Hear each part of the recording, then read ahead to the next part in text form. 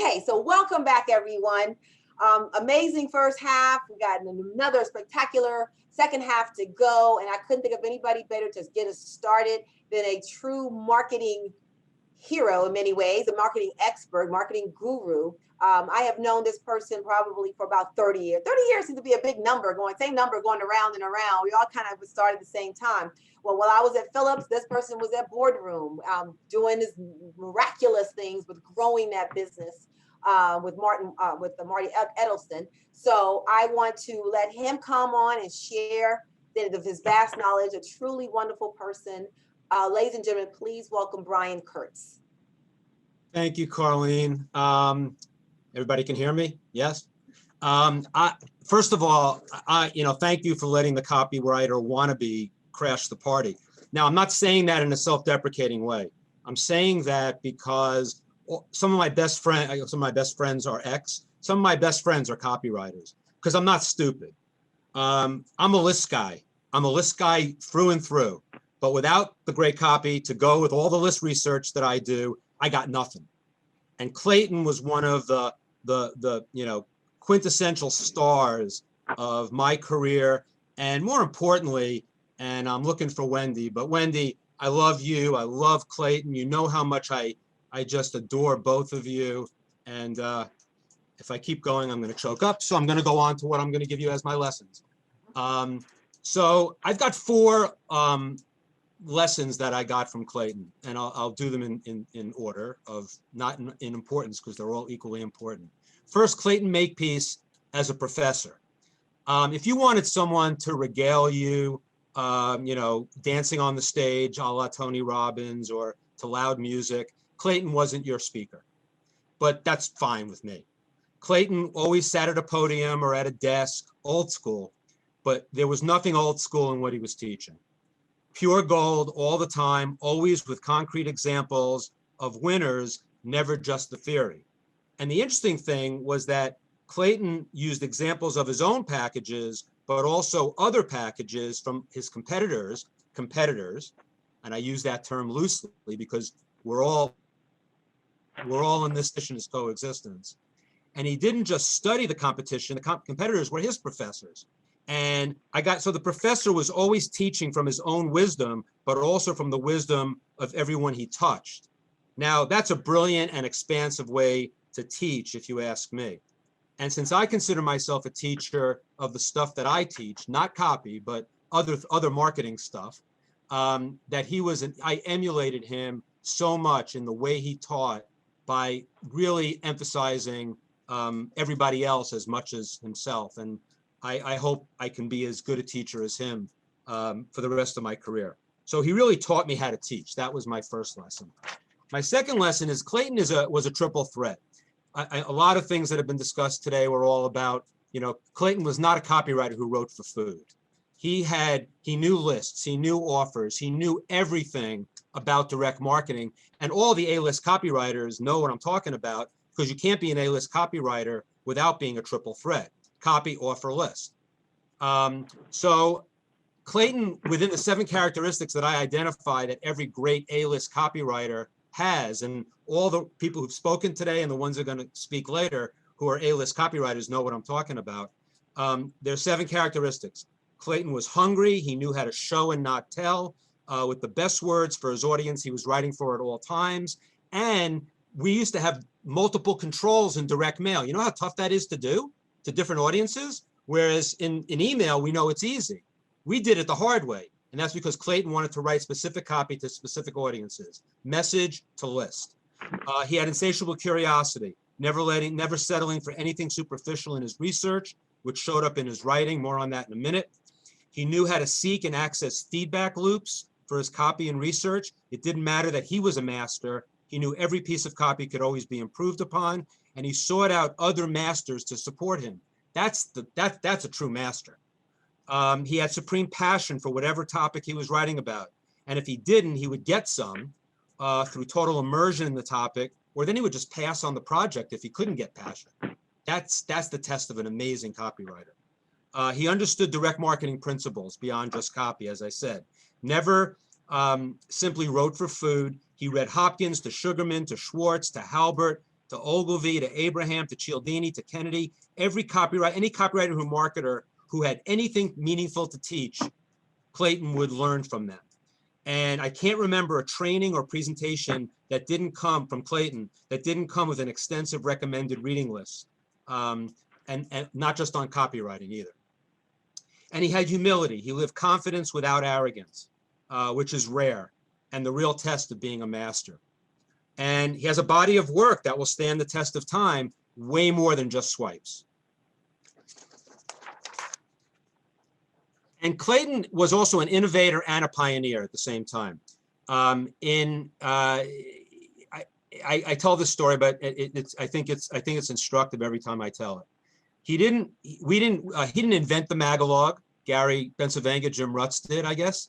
He didn't invent fascinations or bullets, as Paris talked about, but he combined them into our first winning Magalog control in a way that no one else could up to that point. I was having tremendous FOMO because I had Phillips envy in the day. I had Agora envy in the day, and I wanted a Magalog of my very own. And we did the Magalog. It was a perfect format for our products and services because we had an unknown brand and it could tell a long story in it.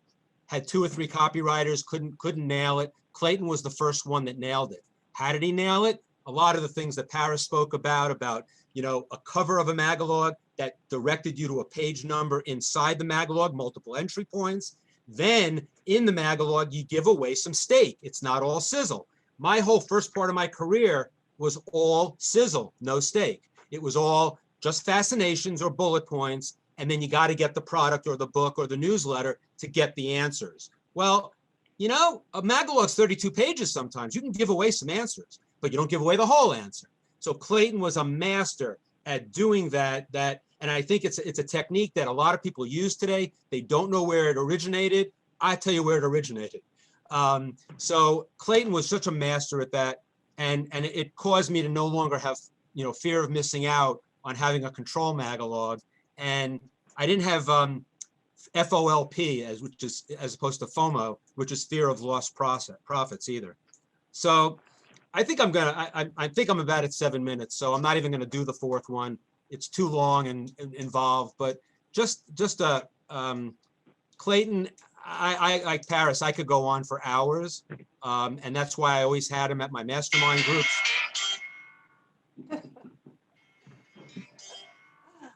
See, I had my timer on because I know you'd cut me off, Carline, because I get diarrhea of the mouth. I would just go on forever talking about Clayton, but I wanted to get a bunch of stuff in. Just a privilege to be here on this stage, and I miss him terribly. That's all I got to say. Yeah, thank you, Brian. Thank you very much. I really appreciate that. A point that you brought out that I thought was awesome was that, especially for copywriters, we have to remember, especially in the direct response space, we cannot just be a copywriter. You can't just say, oh, I just write copy. It's all I do. You have to understand direct marketing principles. That's what Brian was saying. He's excellent. He's an excellent example of, of understanding and putting direct marketing principles to work. We can't just be in this bubble going, I'm just going to write the copy, because you got to know, who are you writing it to? Who is it going to?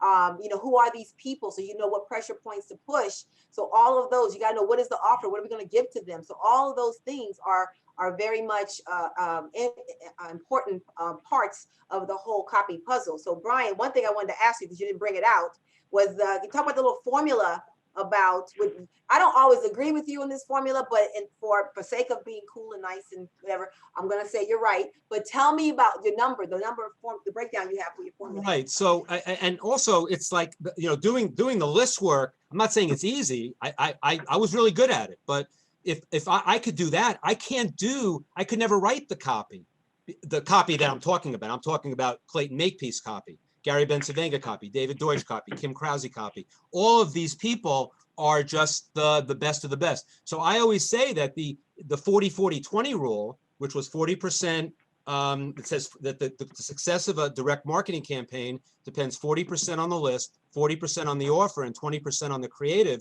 does not mean that the creative is half as important. It means it's actually the creative is the least important until it's not. And so what you need to get the list dialed in more importantly than anything else.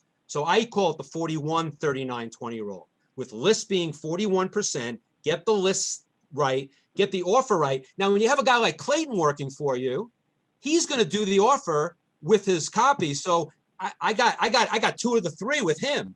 Yeah. I'm going to give him a list that's going to be so targeted and so segmented for the product that we've been working on together, that once he writes the copy, I'm not saying the copywriting be easy, it'd be easy for him.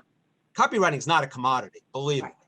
And so that was always my premise, that I had these secret weapons, but I was going to set it up for them for success, and they went beyond anything imaginable. I mean, if I told you the numbers, I didn't get to the Magalog that Clayton did for us, but it mailed 16 million pieces. It launched, decades of winning Magalogs based on that.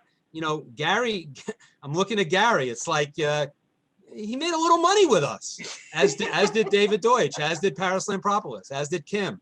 It's just, but I think that, when you have a copywriter like Clayton in your court, and then they became my best friends. I mean, I got to tell you, lack of a better term, I think David Deutsch and Paris Lampropoulos, they're not my best friends in the business. They're my best friends. So being a best friend with a list guy, I mean, they had to stoop down, but, thank goodness they did. I mean, God bless them. God bless them. Thank you, Brian. Just a clarification. So people say, what is list? When we talk about the list, we're talking about the names of people who are going to receive the promotions. So there's a list of names. I realize we have 1,100 people on this call. It's like, I didn't know what I had to find. Yeah, just okay. And hey, you know what? It's the media. It could be the media. It could be a Facebook list. It could be an email list, right? Yeah. It's whoever you're targeting. That's your quote list. We go old school by saying list. That's what we go back in our direct response days. But it's whoever your target market is. That is what we. But remember, lists are people too. So it's not names on a piece of paper. We're going to cut you off. Just for the bad joke. All right. Thank you very much again, Brian. Really appreciate that.